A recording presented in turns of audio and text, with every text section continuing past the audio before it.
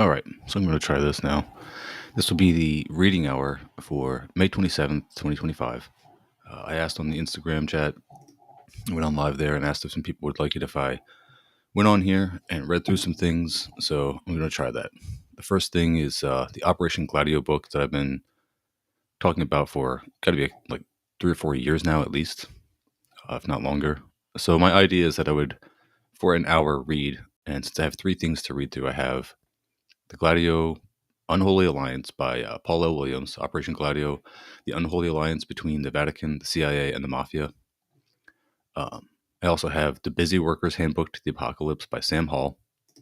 And I have Western Marxism, the translation of the Domenico Lacerdo book by Gabriel Rockhill.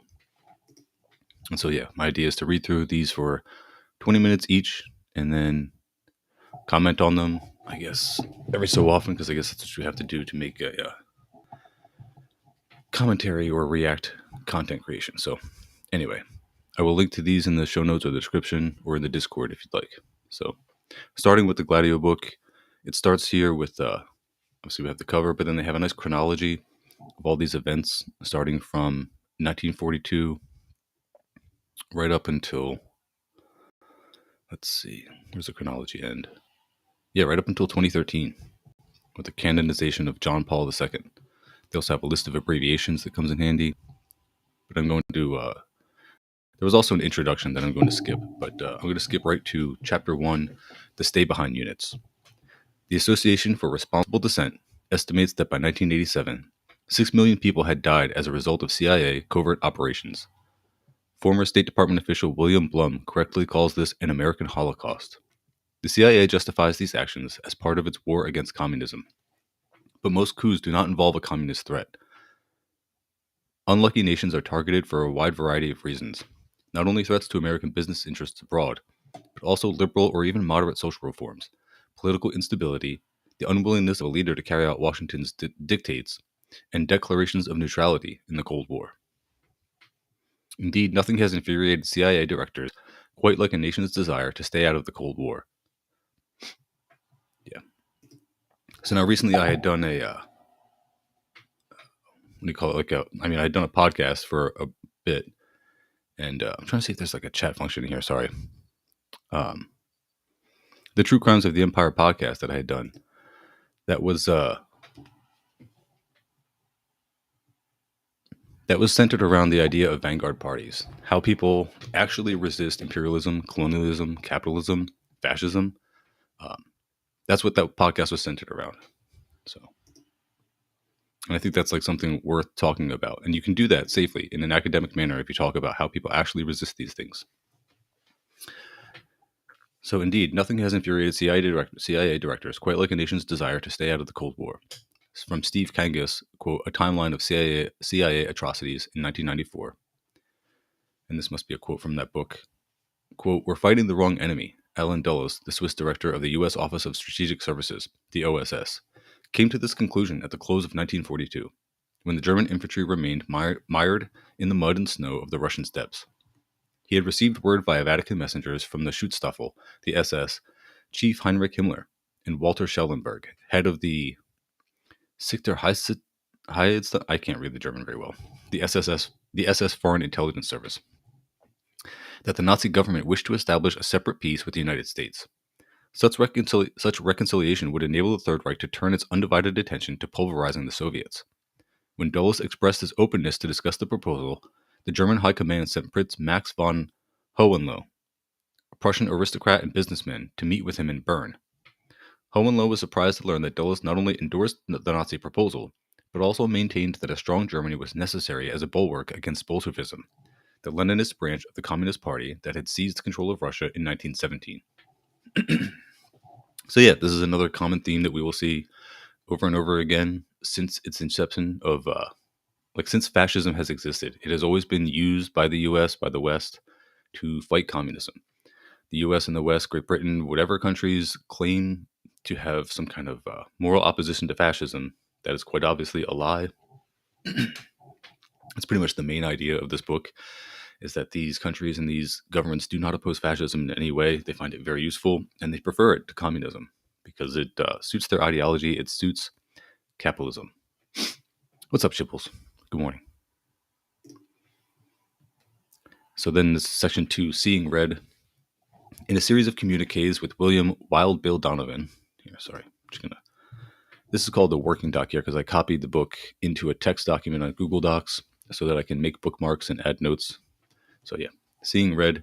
In a series of communiques with William Wild Bill Donovan, the OSS chief in Washington, Dulles expressed his eagerness to pursue the peace negotiations, believing that the Soviets posed a far greater threat to the United States and to the stability of the Western world than the Nazis.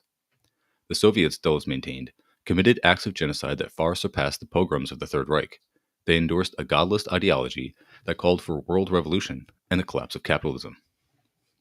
Now, again, if this were a podcast, I would be hitting some air horns there. I'd be editing in some clips. They believed that human history was governed by the process of dialectical materialism. Yeah, very true. The idea that any current economic order would always give rise to its opposite, a process that would terminate in the creation of a stateless state built on the common ownership of goods and property. Dulles had problems with the Nazis, their goal of a 1,000-year Reich and the division of mankind into Übermenschen and Untermenschen. But the Nazis were Christians. They retained a Hegelian sense of history, which explained the rise and fall of governments in terms of a spiritual process, and they shared with Americans a common Western heritage.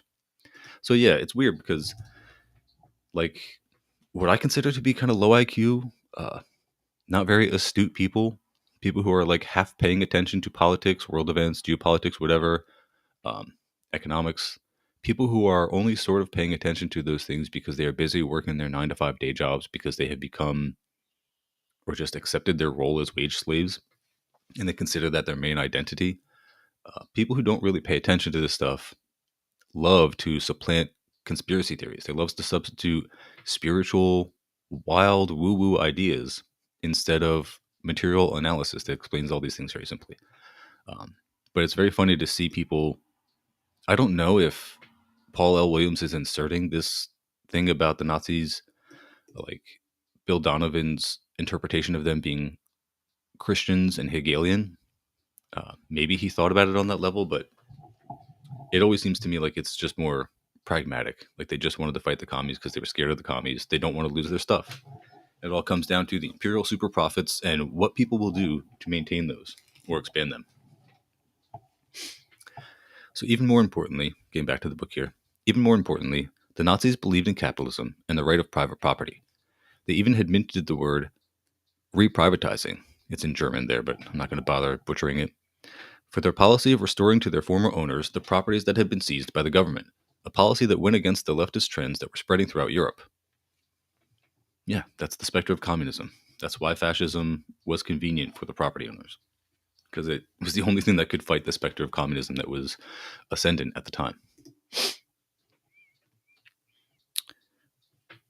Schiphol says, why does Brussels in 1920 come to mind as the introduction of fascism? Yeah, we may see that being the case here. Let's see. So this is The Great Seducer. A scion of the Eastern establishment in the United States, Dulles came from a distinguished family of political dignitaries. John W. Foster, his maternal grandfather, had served as Secretary of State under Benjamin Harrison, and Robert Lansing, his uncle by marriage, had been Woodrow Wilson's Secretary of State. A tweedy, pipe-smoking corporate lawyer, Dulles, with his snake-like charm and Machiavellian ambition, had been credited with seducing over 100 women, including Clare Boothe Luce, the wife of Henry Luce, founder of Time and Life, and Queen Frederica of Greece. Interesting. I don't know how it's exactly relevant, but Paul Williams, I noticed, does a lot of character development. He fleshes out a lot of like personal details about some of these people, which is cool. I mean, it's interesting. It makes it, I don't want to say salacious, but, interesting to the reader.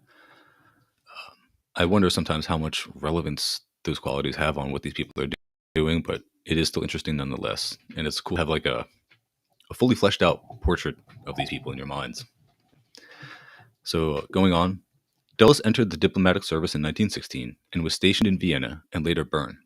From 1922 to 1926, he served as the chief of the Near East Division of the U.S. State Department. He left this post to join the Wall Street law firm of Sullivan and Cromwell, where his brother John Foster Dulles was a partner. Sullivan and Cromwell floated bonds for Krupp AG, the German manufacturer, and managed the finances of IG Farben, the German chemical conglomerate that manufactured Zyklon B, the gas that would be used to murder millions of Jews. So yeah, pretty grim detail. But again, that just goes to the banality of evil. When you are up against these evil fascist forces, you have to remember at all times that you are up against people who are wearing suits, having meetings in conference rooms, documenting so much of what they do, turning off the documentation, turning off the recorders when they want to do something truly despicable. Because remember that they do this. And if your organization is anything less than that level of sophistication and adult analysis, like literally just dealing with the world and reality like adults, if you are going around doing things like the Chaz, if you are planning to fight that level of organization with mutual aid and protests, you have accepted loss. You are planning to lose. And if you get mad at anyone who points that out, that is the core mental illness I think that is at the heart of Western leftism. But I may save that for when we start getting into the Rockhill book. Getting back to this book, in addition to his law practice, Allen Dulles was elected in 1927 as the first president of the Council on Foreign Relations, the CFR, an organization of high-ranking government officials, wealthy industrialists, and prominent bankers. The purpose of the CFR was to engineer a U.S. foreign policy of interventionism in order to, quote, make the world safe for democracy. He's got a registered trademark symbol there, too. That's pretty cool. His ties to this organization would have a profound effect on the undertakings of Operation Gladio. Now we're getting into the section, Galen's Guerrillas. And also, I should take this opportunity to mention, as I'm sure will come up lots and lots of times, please check out the American Exception podcast, any of Aaron Good's work, Power Mapping. There are a lot of different podcasts that talk more in depth about people like Allen Dulles. The Dulles brothers are notorious for these kinds of operations and underhanded dealings. So, Shibboleth says, what is to be done? Exactly. So getting into Galen's guerrillas here. Having established contact with Hitler's high command, Dulles conducted meetings in Bern with Nazi General Reinhard Gehlen, the head of German military intelligence. Gehlen was a stiff, unassuming man with sparse blonde hair, a toothbrush mustache, and ears that stuck out of his head like radar antennas. See what I mean about the personal detail? It's really funny. Knowing that the defeat of the Third Reich was inevitable, he had concocted the idea of forming clandestine guerrilla squads composed of Hitler Youth and die-hard fascist fanatics as, quote, stay-behind units. Now, this is also wild. Like, imagine the scenario where there was some kind of similar leftist taking of power. I don't even know if I want to call what the Third Reich was doing a revolution. I guess you could call it that. But just imagine some kind of similar leftist control over the government. And then if it were to be dismantled, if it were to like lose in a war, can you imagine like the communist partisans, I guess, forming these same kind of stay behind units, like being able to find these passionate people? Like I would hope, again, this is like talking about Europe in this time and place, but I can't see it happening with people in the West. Like there's just not that many dedicated militants. There's no dedicated militants in the West. Anyway, getting back to the book, these units, Gehlen informed Dulles, would serve as a police force to ward off a post-war Soviet invasion.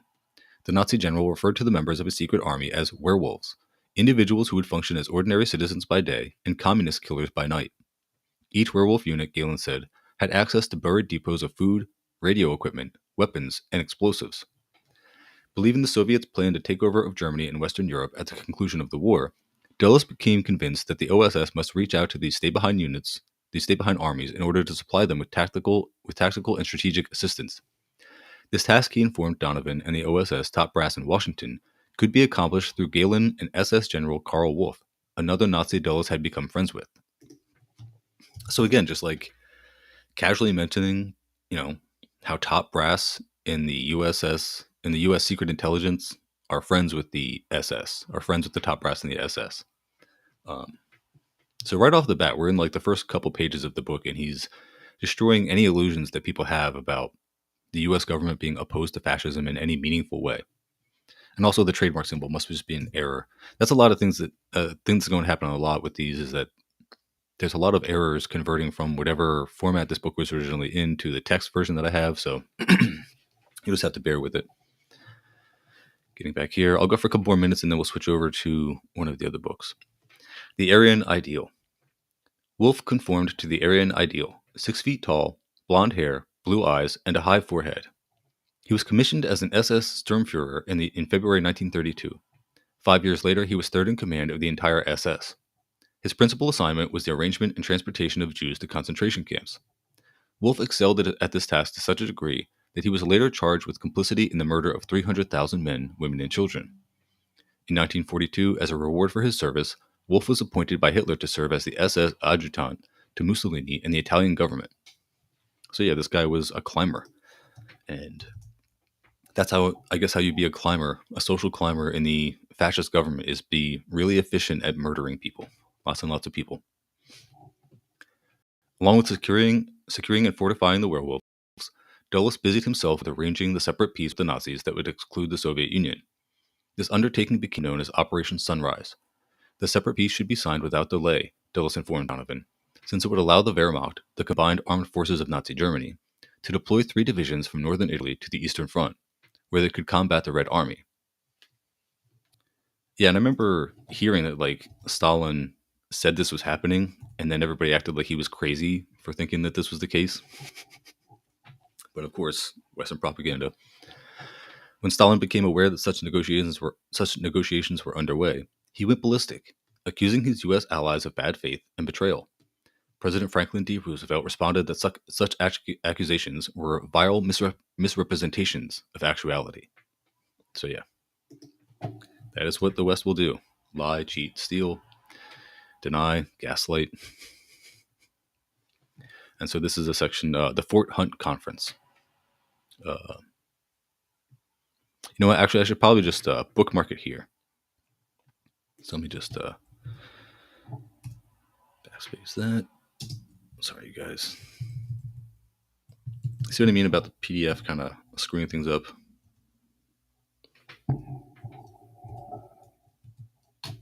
So that's where we're at.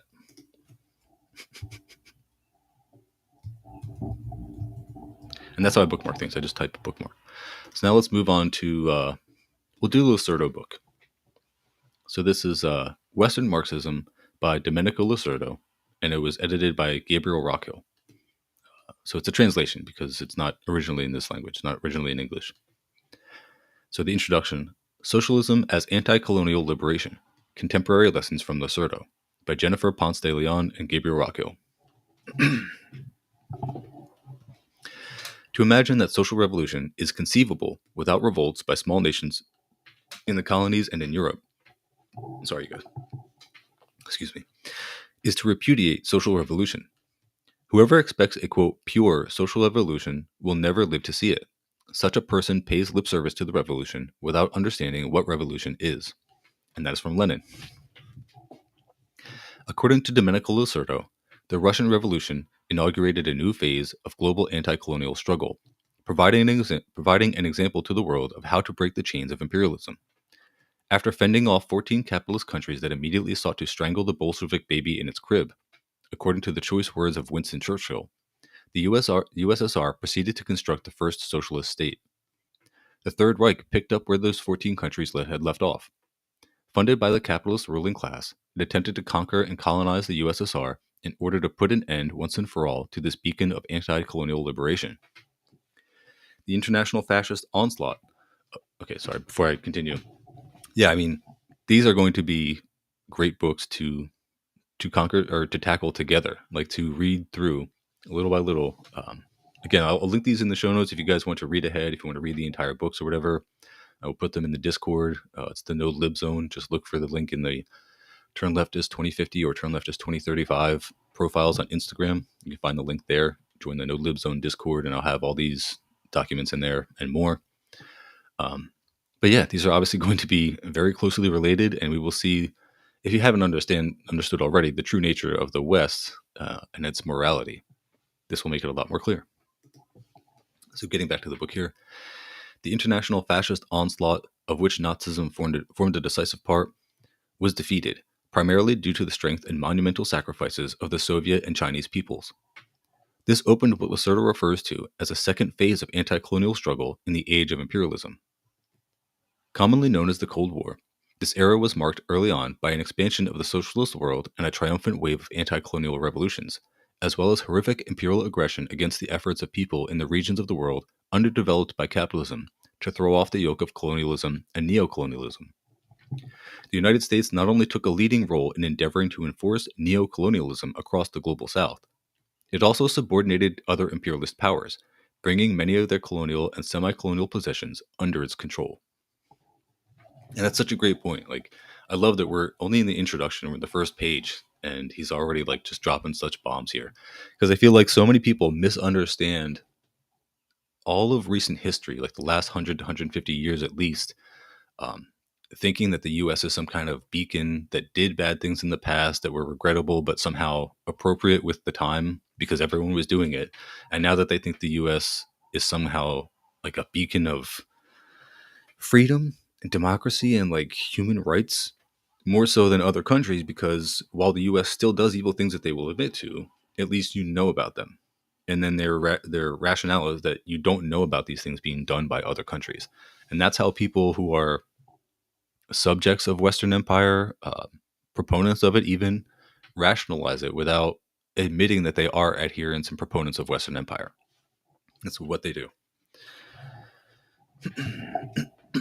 And it's like basic anti-communist propaganda. And it also goes along with this way that people do not understand the situation as it exists now. Like, people are stuck in this 90s mindset where they think that socialists and communists have to beg Westerners and first worlders for their complicity, for their consent to join the communist cause and therefore make that happen. And they're simply not understanding what has taken place since 9/11. Like, the decolonial, this is just kind of my theory, I'm interjecting here, but the real decolonial revolution has been happening since 9/11, and it's been economic and political, and it involves the US losing its hegemony. And so when people do this thing where they're like, I don't need to accept communism because I'm still doing well in the first world, and they think that people are pleading with them, it's like, no, you should be understanding that the new world is being built right now, and you're securing your place on the wrong side of that and leaving a written record of that every day. You're on the internet posting against global communism, against anti-imperialist countries, against their actors.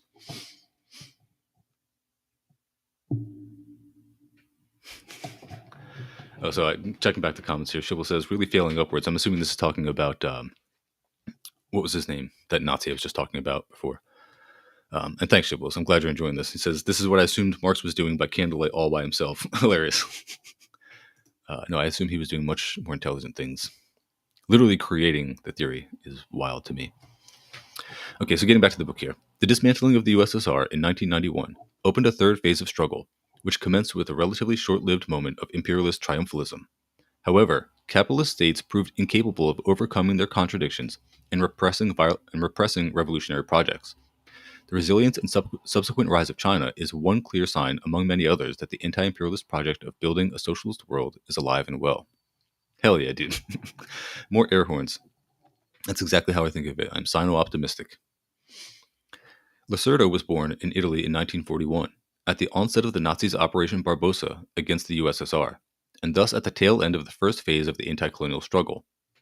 Living through its second phase, the Cold War, he saw Italy polarized between what was at the time one of the strongest communist parties in Europe, the Partito Comunista Italiano, the PCI, and imperial forces intent on rehabilitating fascism to combat communism in order to make Italy into a lackey of the United States and the capitalist camp. And again, this is exactly what we will be talking about in the Gladio book. One of the main operations that Gladio did was rigging the Italian election. I want to say it was like, it's probably going to be mentioned here in the next couple paragraphs. Yeah, the 1948 election. The communists were going to come into power, and the United States. Sorry, you guys, I just realized I was not sharing this tab. So sorry. But yeah, this is the Western Marxism book cover. It's pretty cool. I'll keep that in mind next time. Sorry.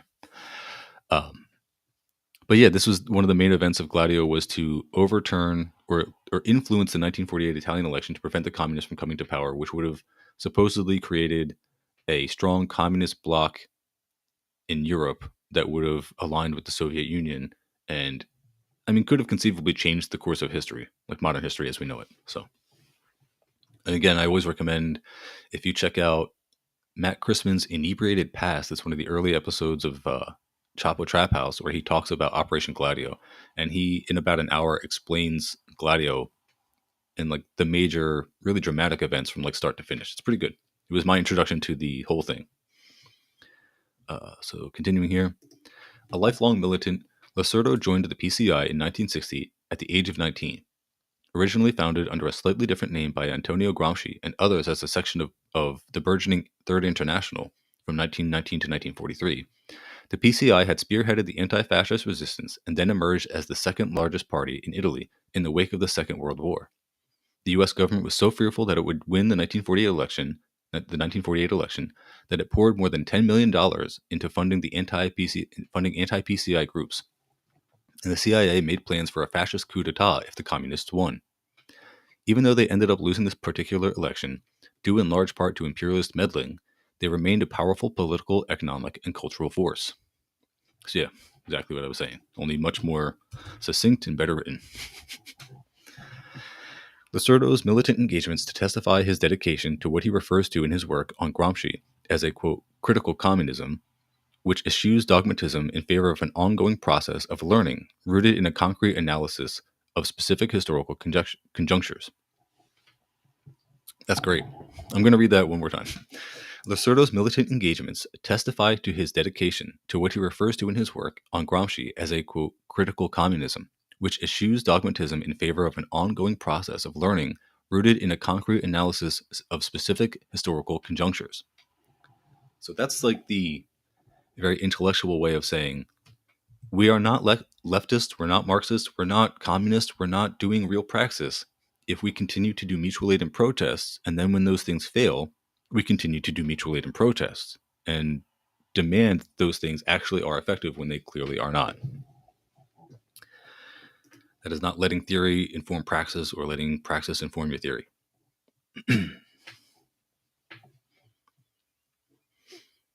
Shiva says, Matt Christman the GOAT. Hold on, do I gotta block this guy? Yeah. Had a bot, sorry you guys. So in the context of the Sino-Soviet split, Lacerda left the PCI in 1969 and then joined the China-oriented Partito Comunista d'Italia, the PCI-DI, an organization named after the original Italian section of the Third International. Sounds like some Trotskyist splits. No, I'm just joking. Through the course of the 1970s, he wrote weekly commentaries and analyses for their newspaper. He continued to maintain his dedication to the international project of anti-colonial liberation through some of the darkest years of the counter-revolutionary revanchism and the neoliberal onslaught of the working class, the neoliberal assault on the working class. When the USSR was eventually dismantled in 1991, marking the onset of the third phase of the struggle, many Western intellectuals feted the end of communism. Feared the end of communism? I'm assuming that's another typo. Many Western intellectuals feared the end of communism. Lacerda instead joined the Partito della Rifondazione Comunista, the PRC, ironically named, which repudiated the PCI's social democratic or liberal democratic dissolution into the Partito Democratico della Sinistra, the PDS. The Democratic Party of the Left, I guess. That's cool. He later concluded his Marxist militancy with the Partito dei Comunisti Italiani, the PDCI, which recovered the old name of the PCI in 2016 in an attempt to revive the legacy of this tradition. Okay, so what I'm taking from this paragraph is that he was just joining whatever party seemed to be the most Marxist. Like he was making clear he was not one of the social democrats. He was not for reforming or merely just like nibbling at the edges of capitalism and fascism. It was a militant movement that was designed to try to overturn it. And he was trying to join whatever party. It's very funny to see all the different initials and the party names and everything. It really is like the Monty Python bit, the People's Front for Liberation, or the People's Liberation Front. Anyway, back to the book. Let me check the comments again. Shival says horns. Lacerdo's political commitments and intellectual practice were shaped by his close collaboration with German scholar Edmut Breilmeyer. Never heard of this guy, who was also actively engaged in Communist Party politics. The two had met while students at the University of Tübingen, where Lacerdo studied as an exchange student. They later married and moved together to Italy. There, Lacerdo worked as a professor of philosophy at the University of Urbino, where he had earlier obtained his doctorate. Braillmeyer's work with him made possible his publication of some 50 books on the history of bourgeois thought, Marxism, and the communist movement. As Andreas Ware explains, Braillmeyer proofread his texts, took care of his quotations, and procured necessary literature. She was his most important advisor and at the same time took care of the daily things that had to be done at home, which meant that she had his back.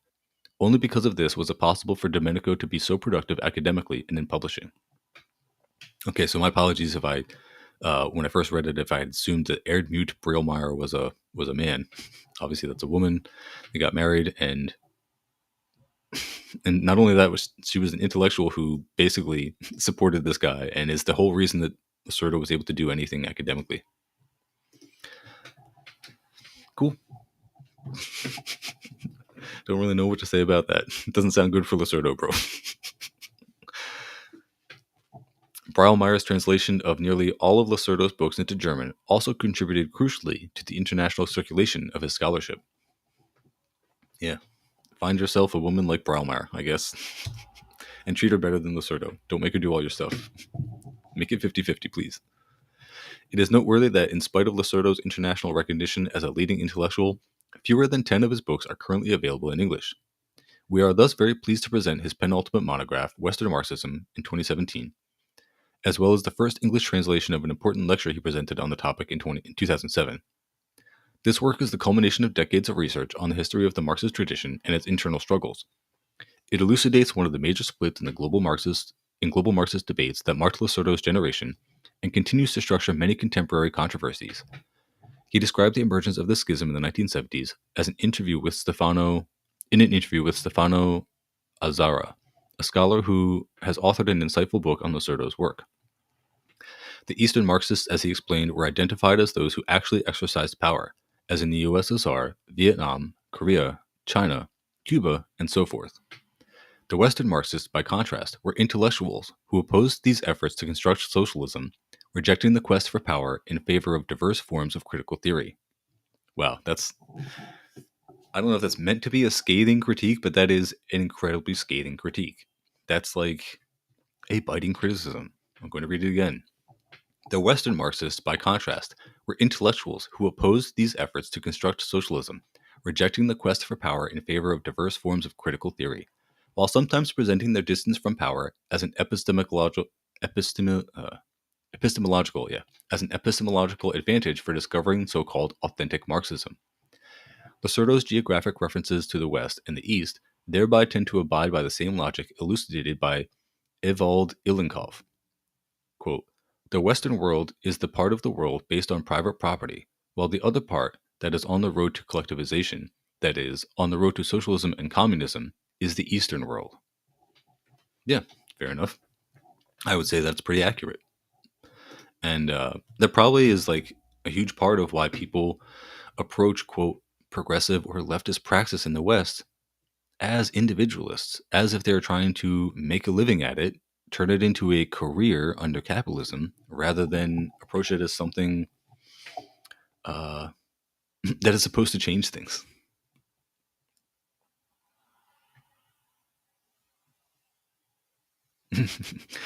Shibboleth says, "Wow, can you say simp boys to the upper classes?" Back to the book here. Far from being strictly geographic terms, however, Eastern and Western are used more generally to refer to two different political orientations, both of which have manifested themselves around the world. One of them is dedicated to the difficult and drawn-out process of building socialism in a capitalist-dominated world, and in particular, across the global South, which has been the principal site for such endeavors thus far. The other is generally dismissive of such practical undertakings. Excuse me. Often belittling concrete struggles against imperialism, because they do not live up to an imagined standard of theoretical or moral purity. Man, I'm gonna have to like clip a lot of these things and post them on Instagram because there's a lot of quotable stuff here. Let's see. It is important to recognize that Lacerda is diagnosing a historical phenomenon that extends well beyond the work of self-declared Marxists.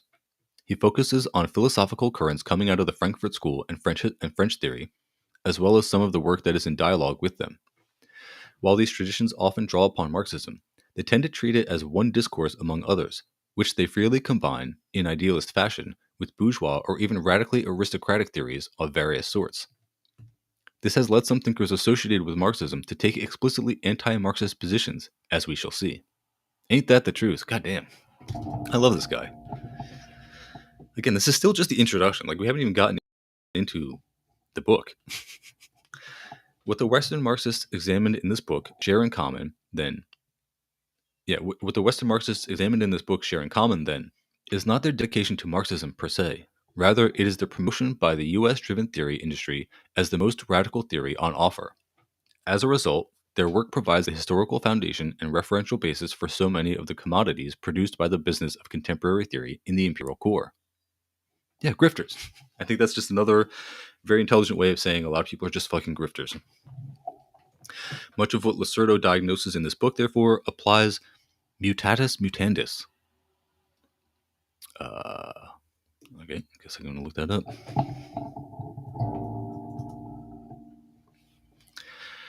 Mutatis mutandis, the necessary changes having been made, having substituted new terms with respective differences taken into consideration. I feel dumb because that doesn't really. I don't understand it any more than that, any more than I did before I read that. Looking up mutandis and Wiktionary, with things changed that should be changed. Okay. Or once the necessary changes have been made. Okay. So, as a result, their work provides the historical foundation and referential basis for so many of the commodities produced by the business of contemporary theory in the imperial core. Much of what Lacerda diagnoses in this book therefore applies, once the necessary changes have been made, to many other trends promoted by the theory industry, some of which are openly anti-Marxist, including post-colonial theory, decolonial theory, liberal feminist and queer theory, Afro-pessimism, and so forth. Cool. And those are all really strong traditions that I've encountered among other historical materialists. All of those, I guess you call them subsets or tendencies within decolonial and Marxist historical materialist theory. Shibble says the introduction is just a diss track to the Chads. Yeah. Okay, so since we're through the intro of that, I'm going to bookmark that one. And then since it's 10:40, I have 20 minutes left. We will go on to the Busy Workers Handbook to the Apocalypse. Okay, so this is by Sam Hall. It says it's a 78-minute read, but I don't know if that's the case because if you look through this thing, it's very long. Lots of pictures and charts, lots to analyze. This came out on April 19th, 2023, and he starts off saying there's an update. Part 2 is now published, the Doomer Manifesto. Interesting. He also links to a PDF and an audio version narrated by the late Michael Dowd. And it was also revised May 14th, 2024. So we'll start here with the abstract. Climate change will cause agricultural failure and subsequent collapse of hyper-fragile modern civilization, likely within 10 to 15 years. By 2050, total human population will likely be under 2 billion. Humans, along with most other animals, will go extinct before the end of this century. These impacts are locked in and cannot be averted. Everything in this article is supporting information for this conclusion. That's a hell of an opening salvo. Hell of a way to start.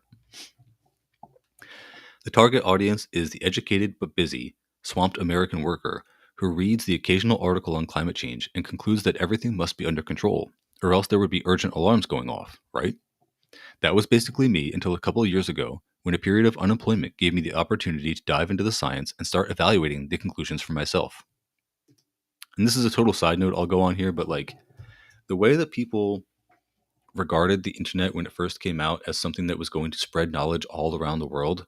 And then once that did, but the knowledge wasn't comfortable for them, it didn't just reaffirm their, uh, what do you call it? Like their biases of their own, like, literally didn't affirm their white supremacist bias that actually the Western first world is the best and deservedly so. Once the internet showed people that there's still a lot of suffering, there is still colonialism, and the US and the West are responsible for that, and actually people are obligated to dismantle it, then it became something that only two online people care about. If you care about colonialism, if you point it out in any way, if you point out that the inadequacy of electoralism and any of the current systems to dismantle this or prevent this coming apocalypse that we're talking about, you're too online. And that's a very convenient defense for people who are basically saying, I only want to concern myself with my 9 to 5 employment and I want to ignore reality. That's what they're saying. If someone calls you too online or they assume that you are unemployed because you care about something, that's what they are saying.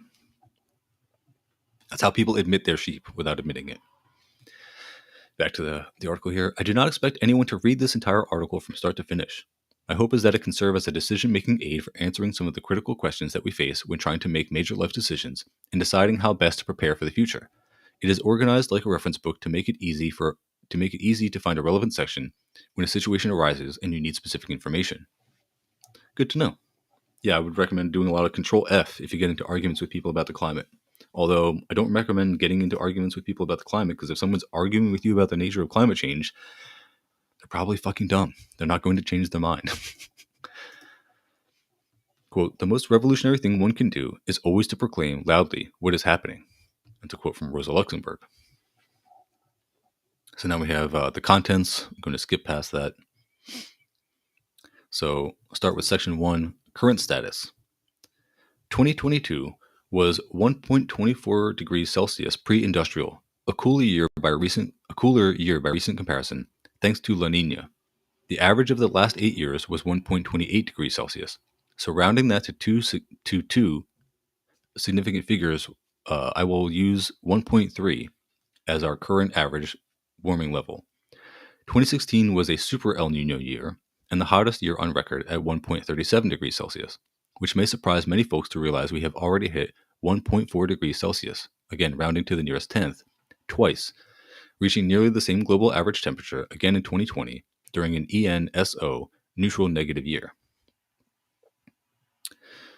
He has a handy dandy chart here. Let me just make sure I'm right window here. Let's see. And Shibble says, deja vu. That was the second time hearing that. And yes, be your ideology and say what you see. Yeah. So going back to the article here, he says, I use Berkeley's Earth numbers for current warming for a few reasons, but there is not a significant variation between different sources, shown in the chart below. So just choose whatever you like and adjust my numbers by a tenth as needed. Okay, cool. And he shows that there's like 5 different ones, and they all are following the exact same trajectory. They're all just like pretty close together. Not much variation. He says, I do not use NASA's numbers, the GISTEMP, because they omit polar regions, which are warming faster than the rest of the globe. This means NASA will always show a lower number for current warming. James Hansen, whose work I will reference extensively, cites NASA's numbers in all of his updates, so take that into account when comparing different data sources. He says, Berkeley is, to my knowledge, the only climate data source that has incorporated the latest update to sea surface temperature, SST, modeling using HAD SST4 data, which they had began including in their 2021 global average temperature report published in January 2022.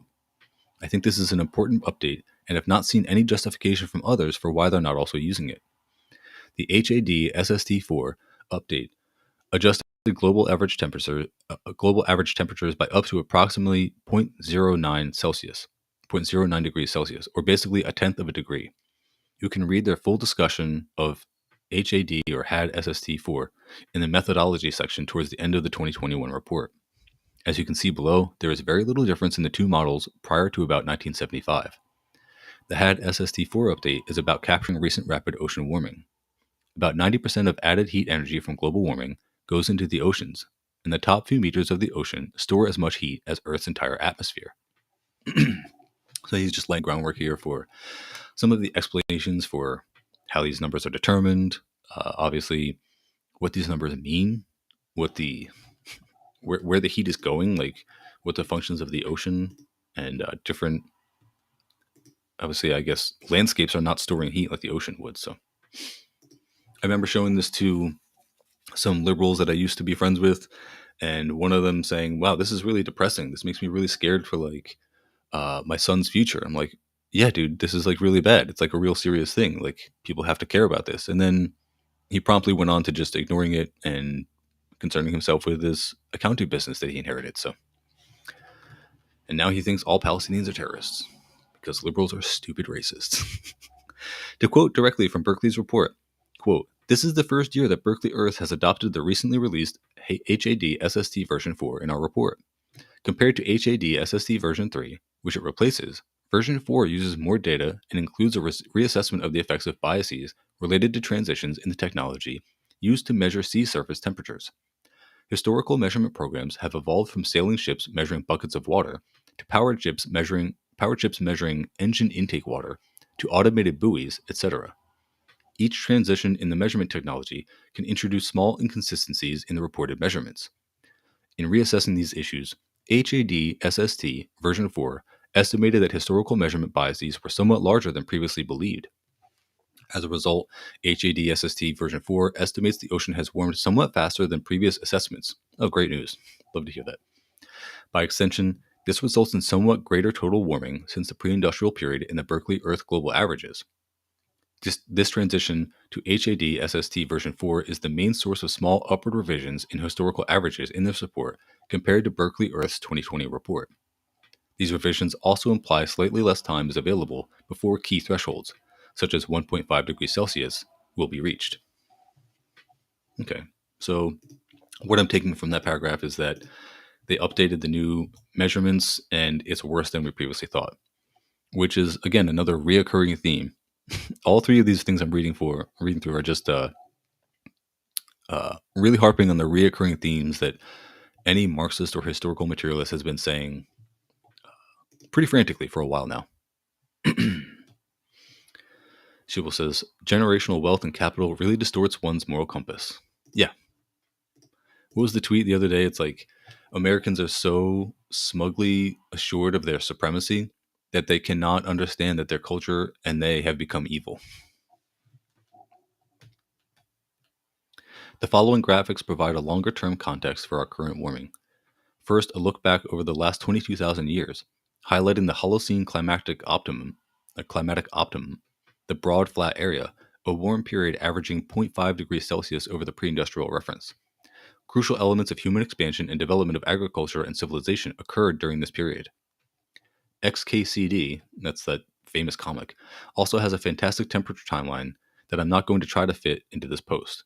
Click and you'll see why. I wonder if, does this work? Okay. So this is the XKCD comic, a timeline of Earth's average temperature. Since the last ice age glaciation, when people say the climate has changed before, these are the kind of changes they're talking about.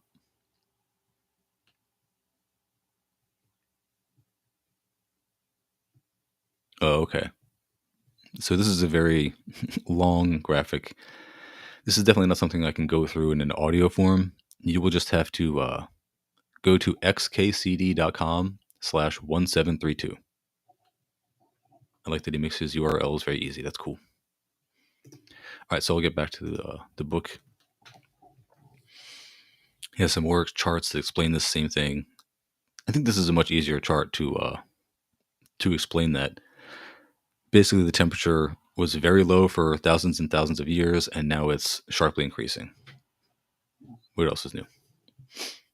Not to shrug it off, but just saying like that is the recurring theme.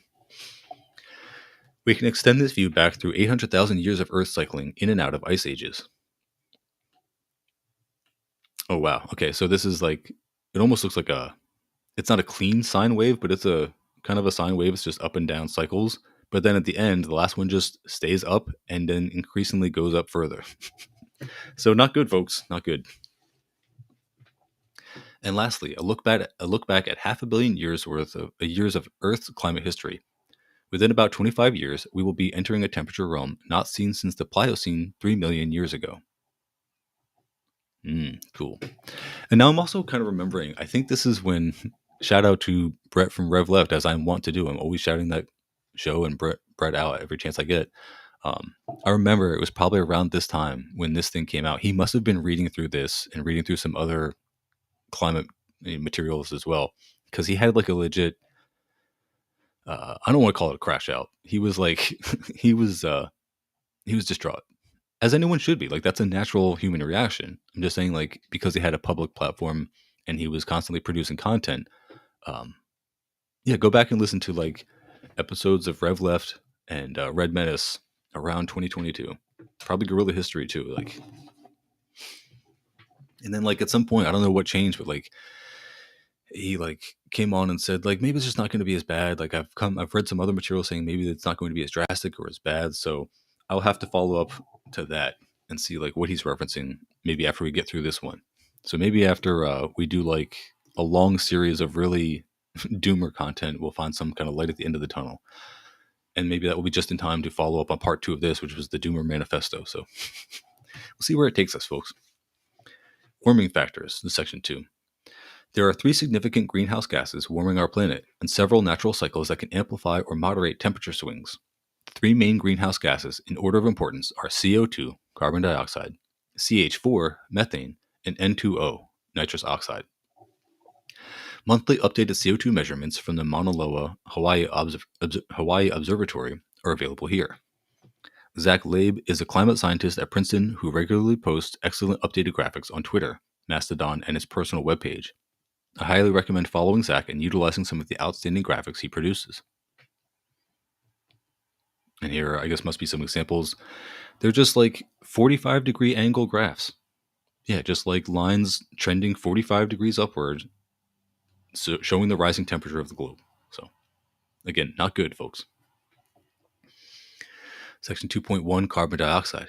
About 55% of newly emitted CO2 is absorbed into the oceans, causing ocean acidity, or by plants and soil. So the atmospheric measurements we are seeing are the remaining 45% that mixes into the atmosphere. The carbon cycle regularly circulates CO2 out of the atmosphere, into the soil and oceans, and back into the atmosphere again. So individual CO2 molecules do not just sit long-term in the atmosphere. But the carbon cycle does not remove CO2. It simply circulates it around. So the concentration of atmospheric CO2 remains elevated for a long time, on the order of 300 to 1,000 years. For any practical concerns to living humans, we can simply treat anthropogenic CO2 as permanent. Okay, so that's also bad. That's very bad news. And again, I don't know what everyone else's coping mechanisms are for dealing with this, but the only optimism I have for any of this it's rooted in China's recent accomplishments. Again, just harping on the themes that I'm always going to harp on. When you have seen how much China has been able to green entire deserts, to shift entire portions of their economy over to renewable energy rather than something like coal or oil or any other kind of fossil fuel, they really are our only hope. I can't say that enough. CO2 emissions have been of global significance since the Industrial Revolution, commonly cited as beginning around 1750, but it is staggering to realize how trivial the early years actually were. The following graph divides total cumulative fossil fuel CO2 emissions into quartiles. We see that 50% of total CO2 emissions from fossil fuels were emitted in just the last 28 years, and 75% were emitted in the last 50 years. This is the real-world impact of an economy based on exponential growth. Yeah, and so here we have just a graph of, it's an exponential curve. It literally is just an exponential curve, if anyone's familiar with what that looks like on a graph. And it goes from yellow to red for more effect. But it's 4 periods of equal global fossil fuel CO2 emissions. And basically they get shorter, they get halved every time. You have 1750 to 1971, 222 years. Oh my God, like not even halved. So then 1972 to 1993, 22 years. That was just as much CO2 emissions as that previous 222 years were.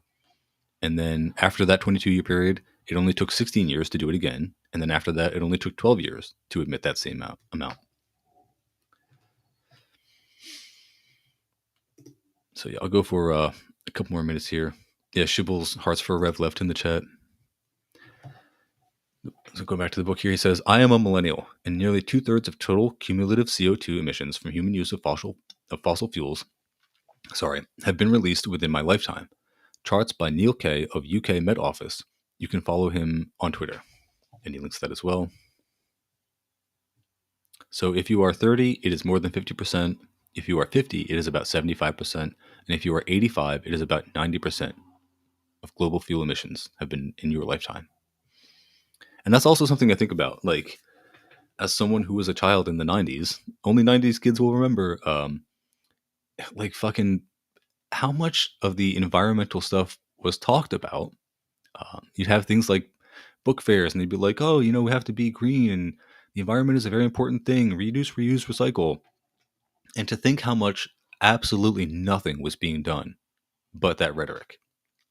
Objectively, like, you can just look at the numbers of what has been done, and it's just wild to know that despite all that rhetoric and what everyone was saying for the entire decade of the 90s and then on into the 2000s, absolutely nothing meaningful was being done to back up that rhetoric. When you just look at what the emissions and the waste have produced, not even getting into the microplastics. All right, so I'll go for a couple more minutes here, and then we'll bookmark it, and we can do it again tomorrow. So below is a breakdown of the primary fossil fuel CO2 sources from Global Carbon Project, not updated with 2022 data. And so it's another chart: coal, oil, gas, and cement. So coal is the top, oil following close behind, gas in the bottom half, and then cement is 1.7. It's 6.5%. It looks like. Oh no, I'm having trouble determining what these things mean on the chart. I guess it's saying an increase of 6.5%. So I guess coal is 14.7%, oil is 11.5%, gas is 7.7%, and cement is 1.7%. I didn't realize that CO2 was emitted so much from cement, but I'm sure I'll learn more about it. CO2 emissions also come from other activities besides burning fossil fuels, primarily deforestation and agriculture. Cement production seems to get lumped in with fossil fuels. However, fossil fuels have massively exceeded those other factors since about 1960. The chart below is from Carbon Brief. On their website, it's interactive. You can mouse over the lines and it will display the values for each year. That's pretty cool. I love getting like interactive visualizations of the data for how we're all going to die. The annual global emission rate from fossil fuels is still increasing, meaning each year we emit more CO2 than we did the year before, with a notable dip in 2020 due to initial COVID responses. You'll note in the chart above that the gray line set a record in 22, but the black line didn't, a result of decreasing emissions from land use change or deforestation. But personally, I'm wary of saying that emissions have leveled off just yet. And I'm going to bookmark it here. But I will say that in addition to China being the great hope for humanity, I don't know if you call it like accelerationism or, but like, I think the fact that like a lot of these feedback loops will hit and start actually affecting human population levels, it will result in similar decreases in carbon emissions like COVID did. And that's unfortunate because we could prevent that, but it doesn't seem like we're going to. So, all right, I'm going to stop it here for today. Hope you enjoyed it, Shibbles. Thank you for commenting. Thank you for keeping the chat alive. Seems that there was at least 3 people viewing, so thank you folks for joining. I appreciate it. And Shibbles says, how the fuck did we reduce CO2 during COVID? Well, yeah, I mean, I guess whatever lockdowns did happen or whatever shutdowns of business did happen for the first couple weeks or month or whatever it was, I guess that was international and like widespread enough that it did some kind of significant decrease in CO2 emissions. So just saying it can be done. And that is the example I use, but hoping it will be done some other way other than just by attrition of humans, by like mass death of humans causing a decrease in CO2 emissions in the future. But it seems like that is what we're headed for, unless we have some major mass directed change by sheer force of will from the lower classes. All right. Once again, thanks everybody.